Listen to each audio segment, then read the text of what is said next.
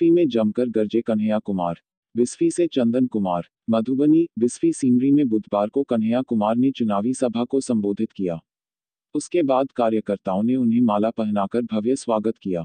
कन्हैया कुमार को सुनने के लिए समर्थकों का जनसैलाब उमड़ पड़ा था। कन्हैया कुमार ने समर्थकों में काफी उत्साह देखा गया और मैदान उमड़े जनसैलाब ने जमकर कन्हैया कुमार जिंदाबाद के नारे लगाए। इस मौके पर सीपीआई के नेता कन्हैया कुमार ने अपने समर्थकों को संबोधित करते हुए अब के मुख्यमंत्री योगी आदित्यनाथ और पीएम नरेंद्र मोदी पर जमकर निशाना साधते हुए कहा कि चुपचाप लालटेन छाप पर बटन दबाइए, दूसरा चरण के मतदान से ही सीएम को अपनी हार दिखाई देने लगा है। उन्होंने तंज कसते हुए बिहार की हालात पर चर्चा की और बढ़ रही महंगाई को रोका जाएगा। कन्हैया कुमार ने मंच के माध्यम से कई वादे किए। बिस्फी विधानसभा क्षेत्र के महागठबंधन के राजद प्रत्याशी डॉ फयाज अहमद के लिए लोगों से जनसमर्थन भी मांगा। कार्यक्रम की अध्यक्षता प्रखंड अध्यक्ष जयराम यादव ने किया। इस मौके पर मो0 चांद उस्मानी, मोहन यादव, मो0 इमरान, मो0 गालिब, मो0 आदिल, अजितनाथ यादव, मो0 उस्मान, टेकन यादव, गिरीश यादव सहित कार्यकर्ता भी मौजूद थे। दोस्तों, विधानसभा चुनाव का मौका है और विधानसभा चुनाव में दो तरह के लोगों के बीच संघर्ष हो रहा है। एक तरफ वो लोग हैं जो पहले कीचड़ फैलाते हैं फिर उसमें कमल खिलाते हैं। एक तरफ वो लोग हैं जो कहते हैं कि तू इधर उधर की बात न कर, ये बता कि रोजगार मिटा कैसे। एक तरफ वो लोग हैं। आप देखिए कि इस धरती पर आकर, मिथिला की इस महान भूमि पर आकर एक साहब आए थे और हम लोगों को का ज्ञान दे रहे थे। मिथिला की इस धरती को, जिसको माता जानकी की जन्मभूमि कही जाती है, आज भी जब हमारे यहाँ बारात आती है, शादियां होती हैं, तो एक गीत गाया जाता है, अवध नगरिया से ले बोलिया।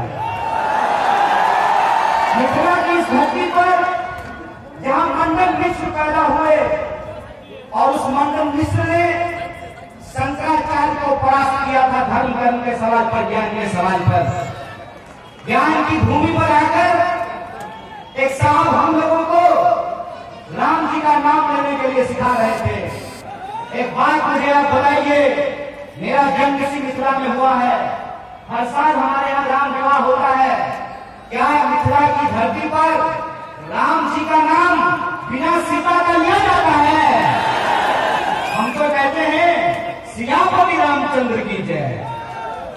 बिना सीता जी के राम जी का नाम अधूरा है, बिना राधा के कृष्ण जी का नाम अधूरा है। कहते हैं ना, जाके पैर न फटे विवाही, वो का जाने पीर पड़ाई। अपनी महिलाओं की इज्जत नहीं करने वालों को यह समझ में नहीं आता है कि भगवान भी अर्धनारेश्वर का रूप लेकर के अवतार लिए थे। मिथिला की वो धरती है, मिथिला की वो पावन भूमि है। यहाँ आकर के हमसे धर्म कर्म की बात करते हैं। एक सवाल मैं आपसे पूछना चाहता हूँ। आप में से बहुत सारे लोगों ने रामचरितमानस पढ़ा होगा, रामायण और महाभारत देखा होगा। एक बात मुझे बताइए कि जो राजपाट छोड़ दे उसको सन्यासी कहते हैं, या तो भगवा धर्म करके मुख्यमंत्री की गद्दी पर बैठ जाए उसको सन्यासी कहते हैं? किसको सन्यासी कहते हैं? जो राजपाट छोड़ दे उसको सन्यासी कहते हैं। जो गृहस्थ धर्म का त्याग कर दे उसको सन्यासी कहते हैं। इसीलिए मैं कहता हूं सम्मान है मन में, क्योंकि भगवा रंग वीरता का प्रतीक है, लेकिन कोई कायर भगवा रंग पहन करके वीर नहीं हो सकता। यह बात अपने दिमाग में डाल लीजिए। आप मुझे बताइए कि जिनके राज में रात के अंधेरे में एक बच्ची की लाश जला जाती है, ये वीरता है कि कायरता है? ये सवाल मैं आपसे पूछता हूं। मैं आपसे कारों को जेल में डाला जाता है, जहां खुलेआम एनकाउंटर किया जाता है, जहां गुंडागर्दी अपने चरम पर हो, वो मिथिला करके हमको राजकाट करने के लिए सिखा रहे हैं। वो मिथिला करके हमको राजकाज कैसा होना चाहिए ये बता रहे हैं। तो मैं आपको रामचरितमानस का वो कोट याद दिलाना चाहता हूं।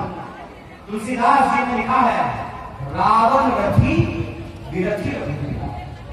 भगवान धर्म पूछ करके लग रहा है, डेंगू का मच्छर जा पूछ करके काटता है, अब पेट की भूख ऐसा थोड़ी होता है कि भूखमरी से तिलक लगाने वाला मरेगा और टोपी पहनने वाला नहीं मरेगा।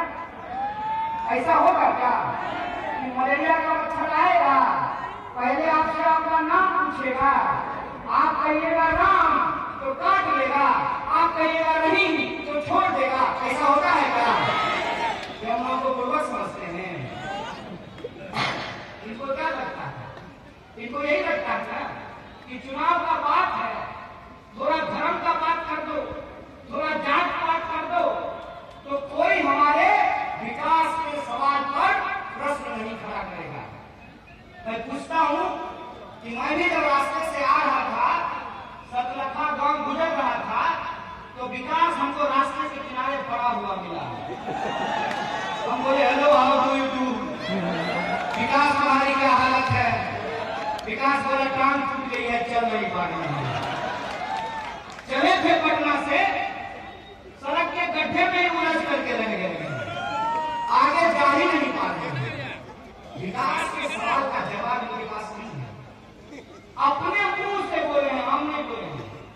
बोले हैं कि 80 करोड़ लोगों को मुफ्त में अनाज दिया गया। अब दिया गया कि नहीं दिया गया ये अलग सवाल है।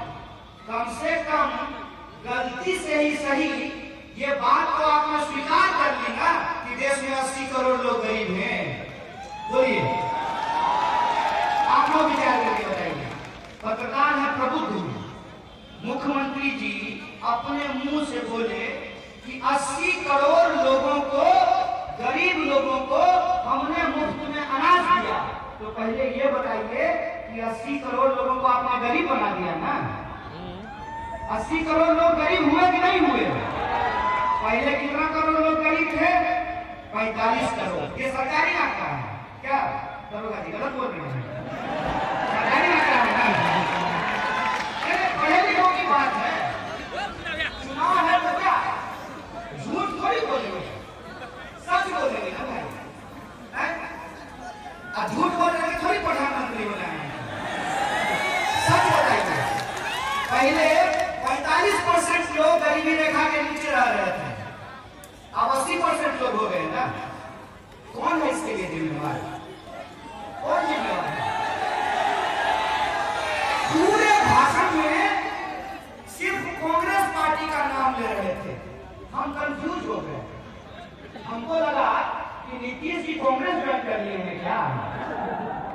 पर सरकार आप चला रहे हैं, पटना में आपकी सरकार है, दिल्ली में आपकी सरकार है, तो आप ये बताइए ना कि आपने 5 साल में और अपने 15 साल में बिहार राज्य के लिए क्या किया है? आप ये बताइए ना कि क्या बिहार में जो बाढ़ की समस्या है उसको रोकने के लिए आपने कोई काम किया हो?